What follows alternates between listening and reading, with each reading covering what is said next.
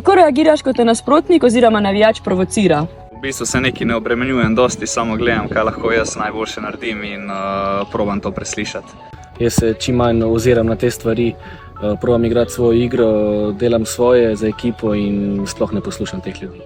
Čim manj pozornosti dati tem stvarem in se osredotočiti bolj na sebe in ne gledati na mnenja drugih.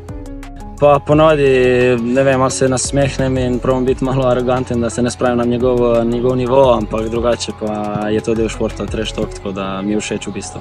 Kako pa izgledajo te provokacije?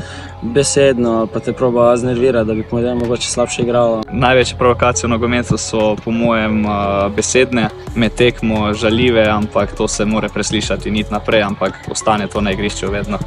Pa lahko se zgodijo na socialnih omrežjih, ko dobiš kak SMS ali pa sporočilo na Instagramu, kjer z raznoraznimi kritikami, na igrišču pa ne vem, z žvižgi ali pa z raznimi vzkliki med tekmo. Ampak na tekmi je najlažje preslišati sporočila, pa pač izbrišeš in ne daš pozornosti. Navijajmo pametno!